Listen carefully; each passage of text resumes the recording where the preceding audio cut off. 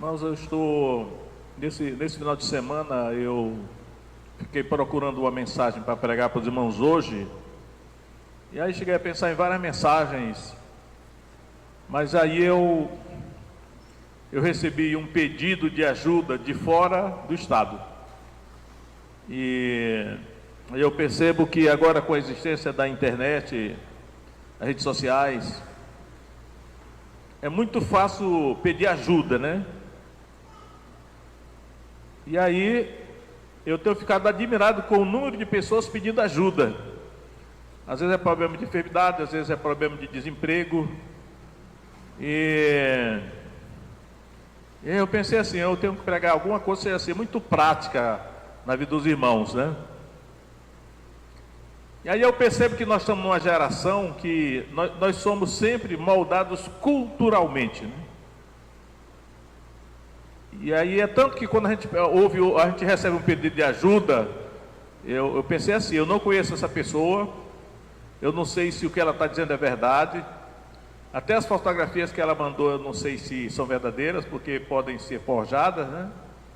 Acredito até que seja verdade, né? Assim, mas é muito pedido de ajuda chegando. E aí eu digo, rapaz, não dá para dar conta, tanta gente precisando de ajuda. E tem muitos crentes também precisando de ajuda. E às vezes a necessidade é tão grande, tanta gente sofrendo, desemprego, doença, é tanto problema, que às vezes nós até nos esquecemos o que a Bíblia diz, né?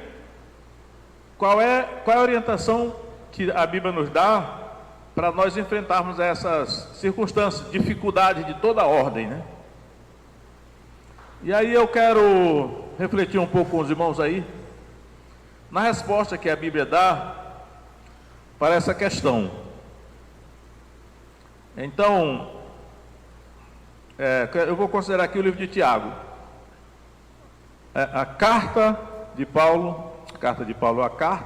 Tiago, né?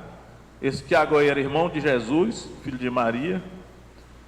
Posteriormente ele se tornou bispo da igreja de Jerusalém, era respeitado entre os apóstolos, né? Ele não era um dos apóstolos, era irmão de Jesus, tinha um status. Rapaz, agora eu senti que está fazendo um pouco de calor, vou ligar aqui um ventilador desse aqui. Tomara que ele não me atrapalhe nas páginas da Bíblia, né?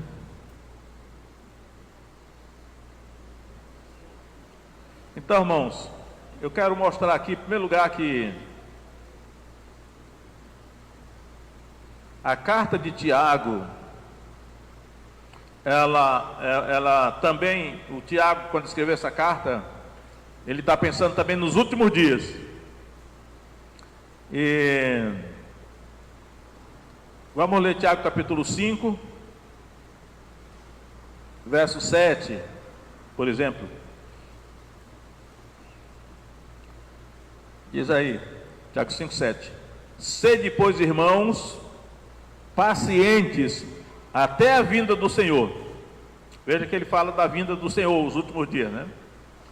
Eis que o lavrador espera o precioso fruto da terra, aguardando com paciência, a palavra paciência aparece de novo aí, até que receba a chuva temporã e serôdia. Sede vós também pacientes, a palavra paciente se repete aí, né? Fortalecei os vossos corações, porque já a vinda do Senhor está próxima. Novamente, a vinda do Senhor está na mente dele. Irmãos, não vos queixeis uns contra os outros, para que não sejais condenados. Eis que o juiz está à porta. É Jesus, o juiz é Jesus que está vindo, né? Com aquele salmo que a Débora leu, o salmo 96, diz assim: o Senhor vem julgar a terra. Termina assim o salmo. Esse Senhor aqui é Jesus, olha. Eis que o juízo está à porta, ele está vindo para julgar a terra.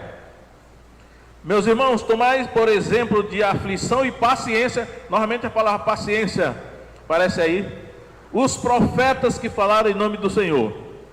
Eis que temos por bem-aventurados os que sofreram. Ouvistes qual foi a paciência de Jó, e vistes o fim que o Senhor lhe deu, porque o Senhor é muito misericordioso e piedoso. Então, a palavra paciência, ela é traduzida às vezes por sofredor. né? Tem texto assim, a pessoa sofredor é paciente. Quando fala em paciência, a Escritura mostra que a paciência deve ser exercida no meio da aflição. Você está passando por aflição, sofrimento, tribulação, é nesse contexto que ele diz para ter paciência. Por isso que a palavra para os últimos dias é paciência e fé. Aqueles que pela paciência e fé herdam as promessas.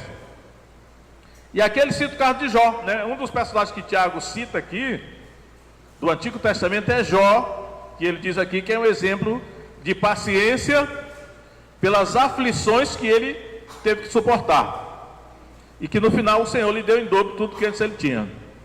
Mas o que eu quero, antes de passar para o próximo versículo, eu quero mostrar aqui em Apocalipse 6, verso 8, né, que está falando dos últimos dias, né, que eu acredito que são os dias que nós estamos vivendo aqui. Apocalipse 6, 8, que diz aí: e olhei e vi um cavalo amarelo, na verdade é verde, né? A palavra é cloros, e o que estava sentado sobre ele tinha por nome Morte, e o inferno o seguia, e foi-lhe dado poder para matar a quarta parte da terra. Agora vem só, com a espada, com fome, com peste e com as feras da terra. Esse é o cenário dos últimos dias, né? Esses 4 juízos aqui: a espada, a fome, a peste e as feras da terra. Esse é o cenário que está diante de nós. Agora, volta para Tiago capítulo 5, que aí eu quero considerar mais detidamente os conselhos que Tiago vai dar. E aí eu quero dizer aos irmãos aqui: irmãos, quando eu estou falando isso aqui, eu não estou censurando ninguém, né? Estou censurando ninguém.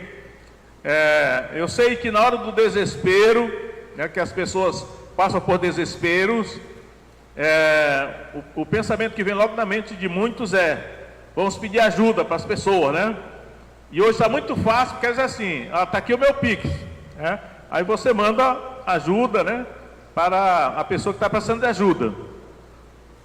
Só que eu acredito que é bom fazer isso, mas é bom não esquecer também da orientação da Bíblia para essa situação de desespero, de necessidade.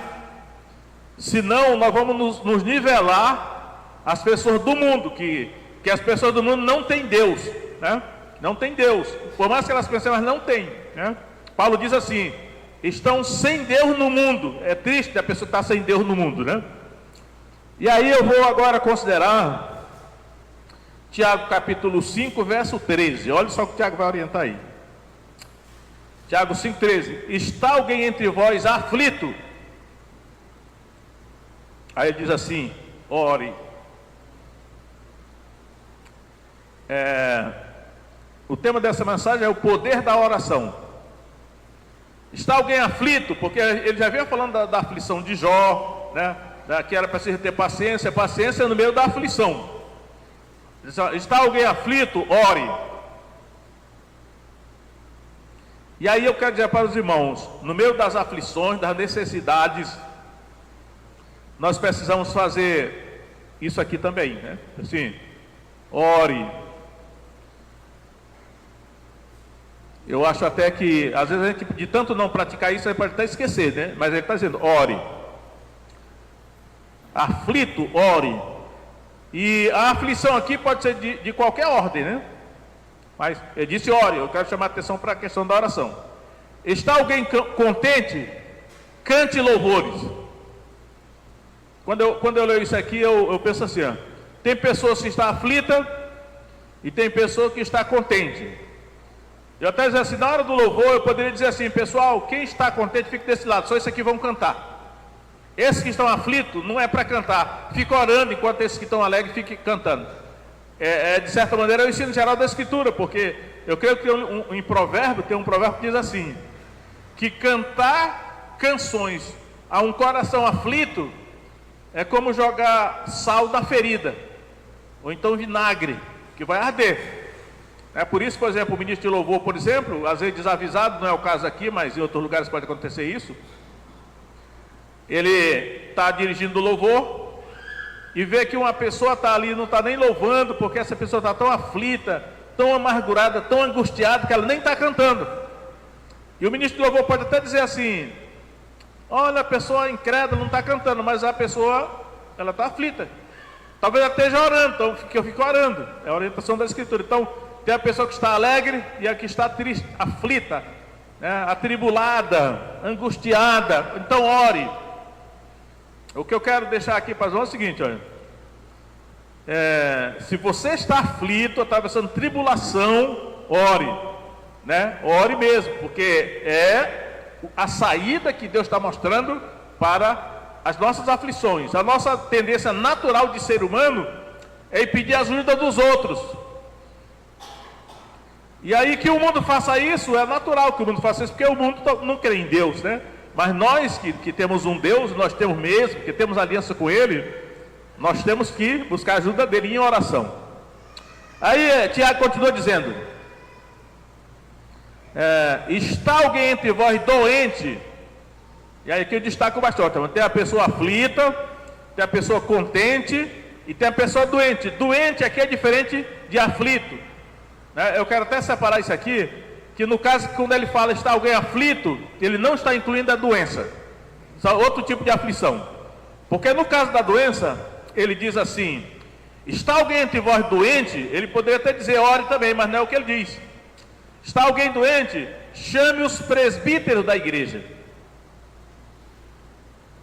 E aí, quando essa palavrinha está aqui, está alguém entre vós, o vós aqui que ele está falando, aí o irmão tem que entender, esse vós aqui é a igreja, não é o crentão, né? Não é o descrentão. Está alguém entre vós, é a igreja. Especificamente no caso aqui, quando Tiago escreveu essa carta, o primeiro versículo de Tiago 1, ele diz assim: Tiago, servo de Deus e do Senhor Jesus Cristo, as 12 tribos da dispersão, saúde. Ou seja, a dispersão é a diáspora, ou seja, as 12 tribos da diáspora são os judeus, né?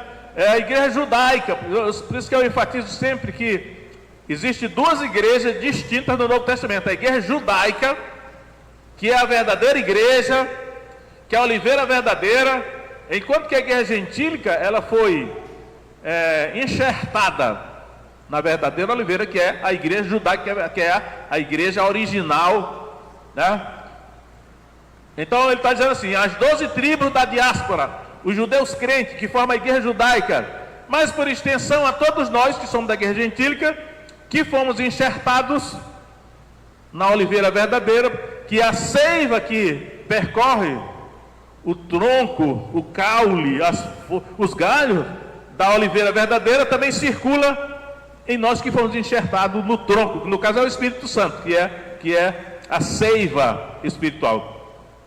Então, irmãos, ele diz assim: está alguém entre vós, é ele que é crente aqui, doente.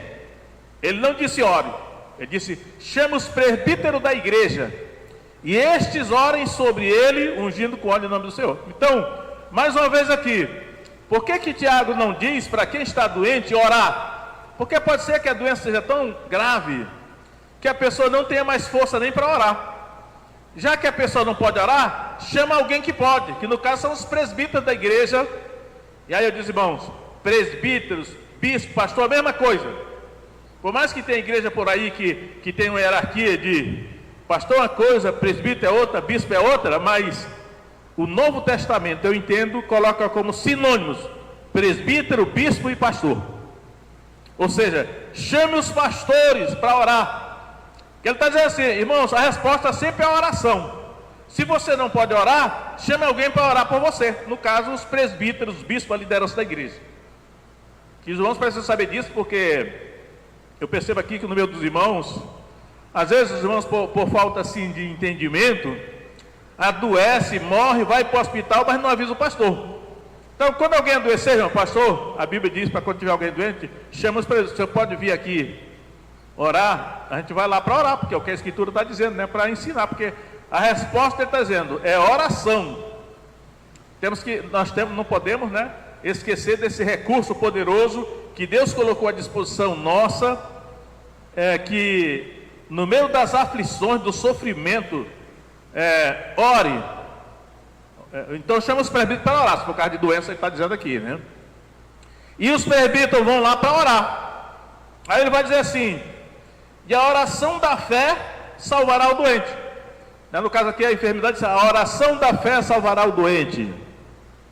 Aqui eu creio que a fé, tanto é a fé de quem ora, como a fé de quem recebe a oração, né? Tem que ter fé, os dois lados tem que ter fé. E o Senhor o levantará. Aí diz assim: e se houver cometido pecado, serão perdoados. Porque às vezes, aí vem, irmãos, aí é outra que eu quero que os irmãos saibam.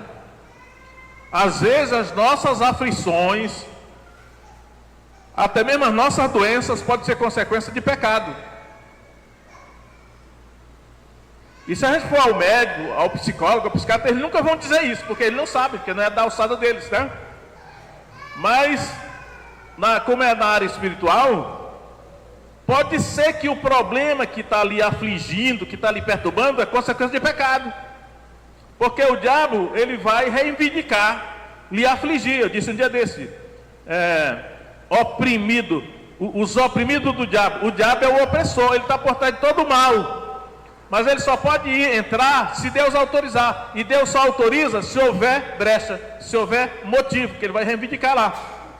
Então, muitas vezes a aflição que você está passando pode ser consequência de pecado. Aí a solução aí é consertar, né? O que está errado, consertar. E por isso que ele está dizendo aqui: se houver cometido pecado, serão perdoados. Por quê? Porque o problema pode também não ser consequência de pecado, pode ser outra coisa. Mas pode ser pecado também. Por isso, se houver cometido pecados, serão perdoados. Aí ele vai dizer: confessai as vossas culpas uns aos outros e orai uns pelos outros para que sareis. Aí já envolve a questão da confissão, né? A confissão para poder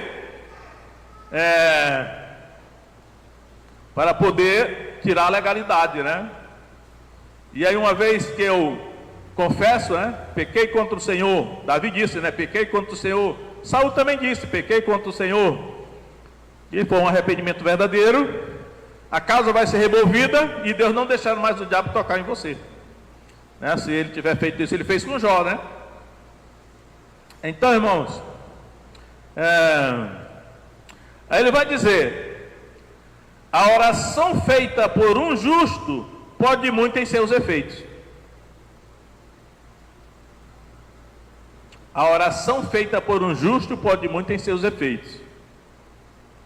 E aí a gente tem que perguntar o que é justo, né? Que é esse justo que ele está falando aqui? Será que todos os crentes são justos? A princípio sim, né?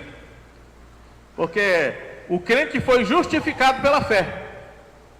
Se ele foi justificado, significa que agora ele é justo. Então ele pode orar a Deus. Porque é interessante esse versículo, porque ele está dizendo assim: olha, a oração feita por um justo pode muito em seus efeitos. Significa então que a oração feita por um injusto não pode nada. Por isso que eu observo muito que a tendência, até da igreja, assim: vamos orar, vamos orar. Eu já não faço isso. Está havendo problema? Então peraí, então vamos examinar primeiro se tem algum motivo, alguma legalidade que o diabo está reivindicando diante de Deus. Antes de orar, vamos descobrir se tem algo que precisa ser consertado, porque se não consertar, não adianta orar, né? E se a oração for feita por um injusto, também não vai adiantar nada, porque Deus não vai responder. Mas a oração feita por um justo pode muito em seus efeitos. Ele está dizendo aqui. Aí no caso, o justo aqui, tanto pode ser o crente, que se for um crente justo mesmo, como pode ser o presbítero ou o pastor que está lá sendo chamado para orar. Mas deve ser uma pessoa justa. E essa justificação pela fé, né, a pessoa foi realmente justificada. É que lá Paulo diz depois assim, né, em 1 Coríntios: vocês foram pecadores, mas fostes lavados, é o batismo, mas fostes santificados, é o batismo no Espírito Santo, mas fostes justificados em nome do Senhor Jesus Cristo e no Espírito do nosso Deus. Isso é a justificação. Eu até entendi isso aí e disse: olha, irmãos, então significa que a justificação do ser humano acontece depois que ele se batiza nas águas e depois que ele é batizado no Espírito Santo. Esse texto mata a pau isso aí. Então a oração feita por um justo desse pode muito em seus efeitos. E aí, diante dos problemas que nós estamos enfrentando no mundo, a gente desesperada para todo lado, e as pessoas pedem ajuda, e está certo em pedir, porque a pessoa está desesperada, né? Mas tem que observar essa orientação da Escritura. Ore a Deus, peça para alguém orar. No caso aqui, eu acho que o mais indicado mesmo é pedir para, como ele disse aqui, para os pastores orarem, né? Chame os presbíteros da igreja, e estes orem só dele. Se não fosse preciso o pastor orar, chame qualquer irmão da igreja, mas não diz, chame os presbíteros, porque os presbíteros que foram comissionados para orar pelos irmãos, né? Para ajudar aí, né? E Deus vai ouvir. Aí diz aí vem, irmão, essa questão aí da oração, né? Verso 17: Elias. Vocês observem que antes Tiago tinha citado Jó como exemplo de paciência, e está lá toda a história de Jó lá do Antigo Testamento, né? Agora ele vai citar um outro personagem do Antigo Testamento, que é o profeta Elias. Não é por acaso que ele vai citar Elias, porque ele diz aí: Elias era homem sujeito às mesmas paixões que nós, e orando, pediu que não chovesse, e por 3 anos e 6 meses não choveu sobre a terra. E orou outra vez, e o céu deu chuva, e a terra produziu o seu fruto.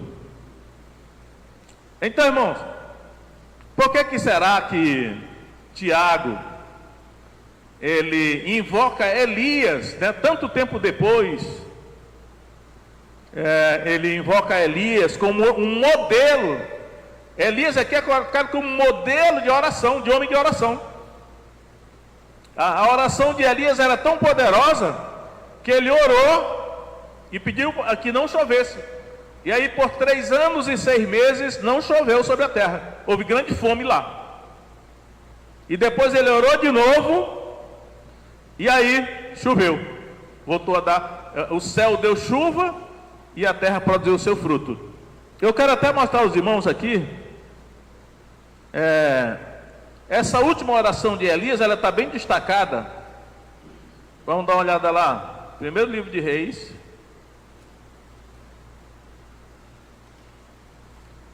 Primeiro livro de Reis, capítulo 18.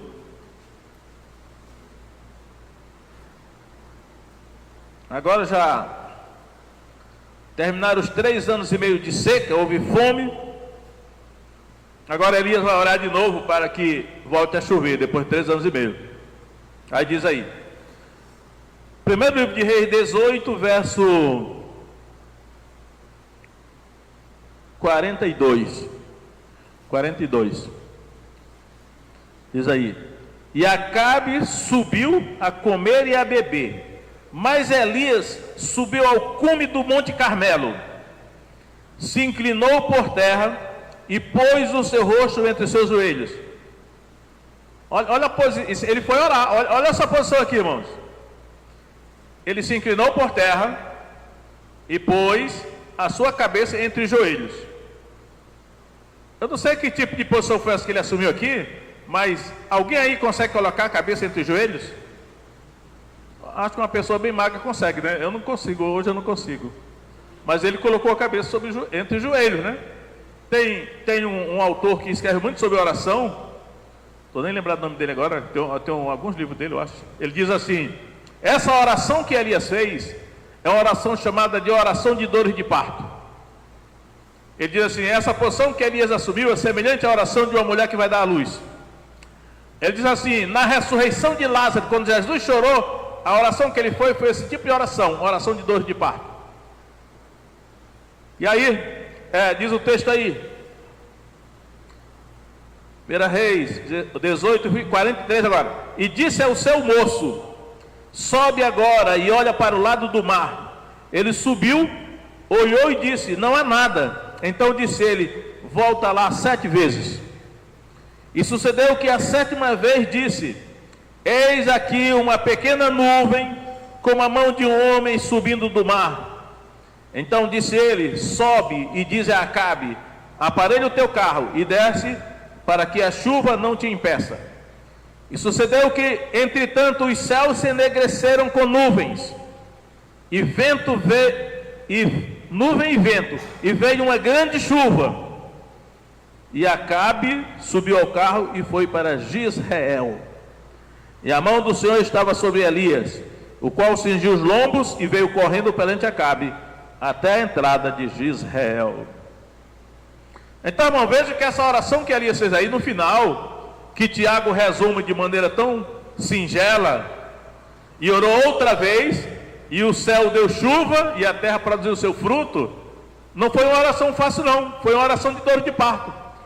Ele disse: volta lá 7 vezes, significa que foi uma guerra de oração, que foi demorada, que não foi de uma hora para outra não. A dor de parto que ele, como é que é o nome daquele autor, meu Deus?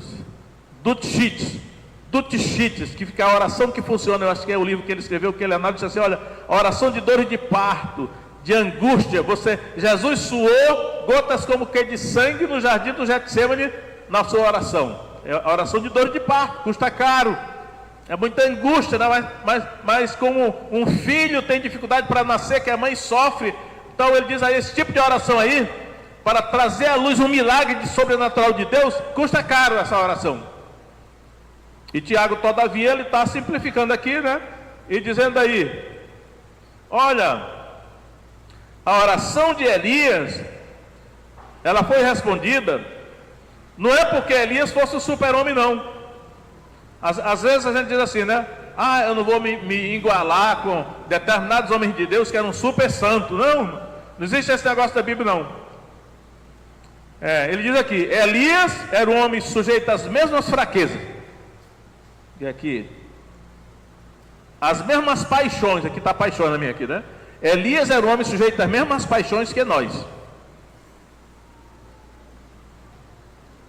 E aí, mesmo assim, Deus respondeu a oração dele. Então ele está dizendo assim: olha, vocês que estão aí sofrendo, passando por dificuldade, não se sintam diferente de Elias não. Vocês são sujeitos às mesmas paixões que ele. Então, não se esqueça de orar, porque a oração é o recurso que Deus deixou para nós fazermos frente a essas tribulações que estão aí se abatendo sobre toda a humanidade, mas também sobre a igreja. Então a igreja não pode se igualar com o mundo, porque o mundo não vai orar. O mundo vai procurar soluções científicas, filosóficas, psicológicas, tecnológicas. Lá na guerra da Rússia com a Ucrânia, já estão dizendo assim: olha, essa guerra aí só pode ser decidida com armas atômicas, armas nucleares. Enquanto um não jogar uma bomba nuclear no outro, isso aí não vai ter solução. Porque o mundo confia no poder das armas, né? Só que a igreja tem uma arma mais poderosa, que é a oração. Que Paulo, quando disse assim: ainda que andando na carne, não militamos segundo a carne, porque as armas da nossa milícia não são carnais, mas poderosas em Deus para a demolição de fortalezas. É a oração, palavra de Deus. E nós temos que usar, porque o diabo, ele quer que a gente se esqueça, né? Tem um problema, vamos correr para resolver, como o mundo faz. Não, mas nós temos um Deus, né? Vamos orar, ou chamar alguém para orar. No caso aqui, os presbíteros, né? No caso, pelo menos no caso da enfermidade, está dizendo que é os presbíteros. Aí, irmão, diz aí. E aí eu quero também dar uma pincelada nesses 2 últimos versículos da Bíblia, porque eu acho que dá importância. Olha só, verso 19: irmãos, se algum dentre vós, quem é dentre vós? As 12 tribos da diáspora, da dispersão, a igreja judaica no caso, mas também a gentílica que foi enxertada na judaica. Se algum dentre vós se tem desviado da verdade, e alguém o converter, aí entra a questão do crente desviado, irmãos. a coisa que o crente desviado deveria fazer era ir para o culto. A gente pensa que crente desviado é uma coisa simples, né? E crente desviado é uma coisa complexa, complicada. O crente desviado corre um grande perigo, porque esse texto mostra que o crente desviado não está salvo. Aí alguém diz, não, mas ninguém perde a salvação, mas não quero saber da discussão, quero saber o que está escrito aqui, ó. Ele diz aqui, ó, se algum dentre vós se tem desviado da verdade, tem o crente desviado mesmo, e alguém o converter, então se ele precisa ser convertido de novo, é porque ele só se desconverteu. Quando ele se desviou, ele se desconverteu, então não está mais salvo, então precisa ser convertido de novo. E aí, como esse texto aqui está falando muito sobre oração, eu creio que um recurso que a igreja pode usar é: ore pelo crente desviado. Ore por ele. Senhor, traz arrependimento ao coração dele, Senhor. Abre os olhos, Satanás cegou o entendimento dele de novo, agora abre os olhos dele, traz arrependimento àquela vida, Senhor. É uma arma que é a oração para trazer o crente desviado ao arrependimento, né? Aí diz assim: saiba que aquele que fizer converter do erro do seu caminho um pecador. Aí novamente ele usa a palavra converter, porque o crente desviado precisa se converter de novo, porque ele não está mais convertido, e é chamado aqui de pecador, né? Ó,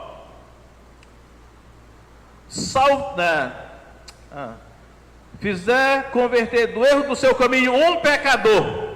Irmão, se ele é pecador, ele não está mais salvo, porque crente não é pecador. Pecador é o que não é salvo. A Bíblia faz distinção. Crente não é pecador. Pecador é que não é crente, que não está salvo. Ah, mas o crente ainda peca, mas não é um pecador. Eu sempre digo nessa hora assim: tem muitos irmãos aí que jogam futebol, né? Mas joga assim no final de semana, uma pelada qualquer ali. Mas jogador mesmo é o Neymar. Ele é jogador profissional, joga todo dia porque tem que treinar para não se manter em forma. Agora, o irmão que joga uma vez na vida não é jogador, mas ainda joga futebol, né? Aliás, o Bussuna foi fazer isso e morreu de um infarto, né?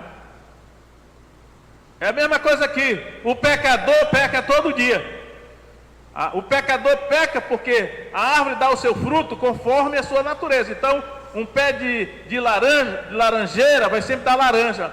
Um pé de cajueiro vai sempre dar caju. Um pé de maçã, de macieira, vai sempre dar maçã, porque cada árvore dá o seu fruto segundo a natureza. Então, o pecador tem a natureza de pecador, por isso ele vai sempre pecar. Agora, o crente, ele não é mais pecador, porque a natureza dele foi transformada. Lembra lá? Se alguém está em Cristo, é uma nova criação. As coisas velhas já passaram, esse tudo se fez novo. Ah, mas ele ainda pode cair em pecado. Pode, mas isso é uma coisa, tem a regra e tem a exceção, né? É uma exceção, na vida do crente o pecado é uma exceção, não é a regra. O crente não vive pecando por aí, o tempo todo, né? Pode até cair em pecado, mas logo ele vai se arrepender, confessar e voltar a caminhar de novo, né? Aí diz aqui, olha, aquele que converter do seu caminho um pecador, salvará da morte uma alma. Olha só, irmão, salvará da morte uma alma. Então, o crente desviado, a alma dele já estava morta de novo. E aí eu vou mostrar na próxima carta do apóstolo Pedro aqui, primeira carta de Pedro 1:9, que fala sobre a alma, diz assim, primeira carta de Pedro 1:9: alcançando o fim da vossa fé, a salvação das vossas almas.